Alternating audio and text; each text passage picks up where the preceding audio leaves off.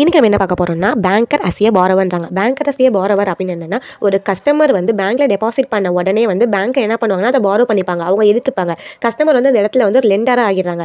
So next என்ன ஆகும்னா, deposit பண்ண அமௌண்ட் என்ன பண்ணுவாங்கன்னா அந்த மணியை வந்து அந்த பேங்க் வந்து தன்னோட ஒரு ப்ராப்பர்ட்டிக்காகவே தன்னோட யூஸ்க்காக யூஸ் பண்ணிக்கும். தென் அந்த பேங்கரோட டியூட்டி வந்து என்னவா இருக்கும்னா, திரும்ப அந்த கஸ்டமர் வந்து அந்த அமௌண்ட்டை வந்து வித்ரா பண்ணும்போது அது திரும்ப கொடுக்காத ரீபேமெண்ட் பண்ண வேண்டியது அந்த பேங்கரோட அது பேங்கிங்கோட கடமை அப்படின்ற மாதிரி சொல்லியிருக்காங்க. இதை எந்த கேஸில் பார்ப்போம்னா ஃப்ளோலி கேஸில் பார்ப்போம். இந்த கேஸில் ஹவுஸ் ஆஃப் லா என்ன சொல்லியிருப்பாங்கன்னா, ஒரு பேங்க்ன்றது வந்து அவங்க பாரோ பண்ணதுக்கு அப்புறம் அதை அவங்க யூஸ்க்காக என்னதான் யூஸ் பண்ணிக்கிட்டாலும் மறுபடியும் கஸ்டமர் வந்து அதை வந்து வித்ரா பண்ணும்போது அதை ரீபேமெண்ட் பண்ணி ஆகணும் அப்படின்றாங்க. ஸோ அதனால தான் வந்து பேங்கரும் கஸ்டமரும் ஒரு டெப்டர் அண்ட் கிரெடிட்டர் ரிலேஷன்ஷிப்பில் இருக்காங்கன்ற மாதிரி சொல்லியிருக்காங்க.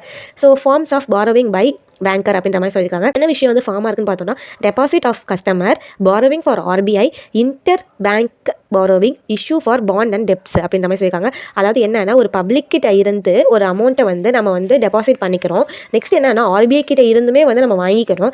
அதுவும் இல்லாமல் அதர் பேங்க் கிட்ட இருந்து வந்து வாங்கிக்கிறாங்க அப்படின்ற மாதிரி சொல்லியிருக்காங்க. இது எந்த செக்ஷனில் சொல்லியிருக்காங்கன்னா, செக்ஷன் 6(1) சப் கிளாஸ் ஏல வந்து சொல்லியிருக்காங்க. ஃபினான்ஷியல் நீடுக்காக தான் வந்து இவங்க பண்ணுறாங்க அப்படின்னு சொல்லியிருக்காங்க.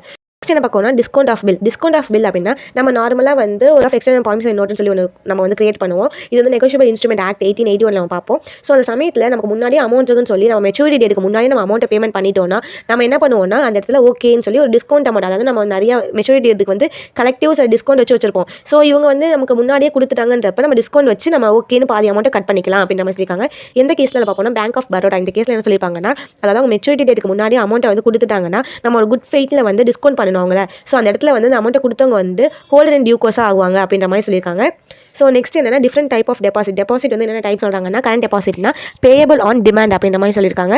தென் சேவிங் டெபாசிட்னா லிமிடெட் வித்ரா தான் அப்படின்றாங்க. ஃபிக்ஸிங் டெபாசிட்னா ரீபேபிள் ஆஃப்டர் ஃபிக்ஸிங் பீரியட். ரெக்யூட்னா மந்த்லி டெபாசிட். அதாவது என்னன்னா, கரண்ட் டெபாசிட்னா பேயபிளாக இருக்கும். அது வந்து நம்ம வந்து இவ்வளோ அமௌண்ட் வந்து அதில் பேமெண்ட் பண்ணணும் அப்படின்ற மாதிரி இருக்கும். தென் எப்படி எக்ஸாம்பிள் சொன்னால், பிஸ்னஸ் பண்ணுறாங்கல்ல அவங்களாம் வந்து கரண்ட் அக்கௌண்ட் வச்சிருப்பாங்க. கரண்ட் அக்கௌண்ட் வச்சுக்கவங்க வந்து எந்த ஒரு லிமிடேஷன் கிடையாது, அவங்க வந்து அமௌண்ட் எடுத்துக்கலாம் அப்படின்ற மாதிரி சொல்லியிருக்காங்க.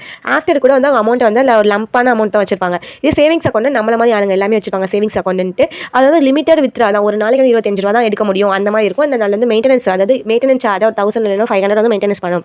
ஃபிக்ஸிங் டெபாசிட்னா நம்ம வந்து நிறைய அமௌண்ட் இருக்குன்னா ஃபிக்ஸ்டாக ஒரு அமௌண்ட் போட்டுக்கலாம். இவ்வளோ நாளுக்கு அப்புறம் நான் எடுத்துக்கிறேன், 1 இயர்க்கு அப்புறம் நான் எடுத்துக்கிறேன்னா இன்ட்ரெஸ்ட்டும் நமக்கு கிடைக்கும். ஸோ ரெக்யூர் டெபாசிட்னா மந்த்லி நம்ம டெபாசிட் பண்ணணும்ல. ஸோ அதுதான் வந்து ரெக்யூர் டெபாசிட்ன்ற மாதிரி சொல்லியிருக்காங்க. நெக்ஸ்ட் என்ன பார்க்கணும்னா, payment before due date.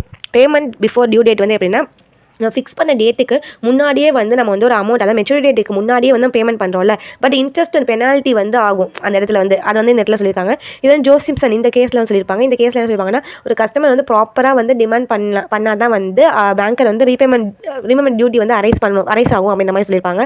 So வந்து என்னன்னா, ஒரு கஸ்டமர் வந்து ப்ராப்பராக வந்து டிமாண்ட் பண்ணால் மட்டும்தான் வந்து இந்த விஷயம் நடக்கும், அந்த ரீபேமெண்ட் வந்து டியூட்டி வந்து அரைஸ் ஆகும் அப்படின்ற மாதிரி சொல்லியிருப்பாங்க. ஸோ நெக்ஸ்ட் என்னன்னா, repayment of different type of deposit.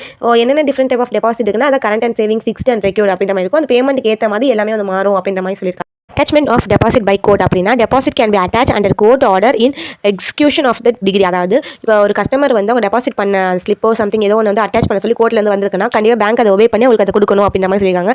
இது வந்து order 21 code of civil procedure கோடில் வந்து சொல்லியிருக்காங்க. ஸோ நெக்ஸ்ட் இது எந்த கேஸில் பார்ப்போம்னா, யூனியன் ஆஃப் இந்தியா. இந்த கேஸ் ஆயிருக்குன்னா, வேலிட் கோர்ட் வந்து அட்டாச் ஆர்டர் இருந்தால் மட்டும்தான் வந்து அதை வந்து பேங்க் வந்து ஒபே பண்ணணும் அப்படின்ற மாதிரி சொல்லியிருக்காங்க. ஆனால் வித்ரா பண்ணுறதுக்கு அலோவ் பண்ணக்கூடாது அப்படின்றாங்க.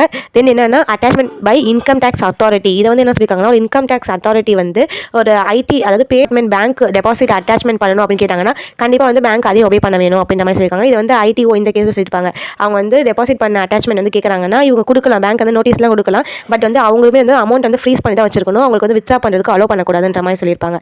ஸோ லாஸ்ட்டாக வந்து என்ன சொல்லியிருப்பாங்கன்னா, லா அண்ட் கான்ட்ராக்ட் வந்து ஃபாலோ பண்ணணும், ரீபேமெண்ட் பண்ண வேண்டும் அப்படின்ற மாதிரி சொல்லியிருப்பாங்க. தென் ஐடி விஷயத்தில் வந்து என்ன சொல்லியிருப்பாங்கன்னா, ஐடி அத்தாரிட்டி ஆர்டர் இருந்தால் மட்டும் தான் வந்து பேங்க் அதை ஃபாலோ பண்ணணும் அப்படின்ற மாதிரி சொல்லியிருப்பாங்க. தேங்க்யூ.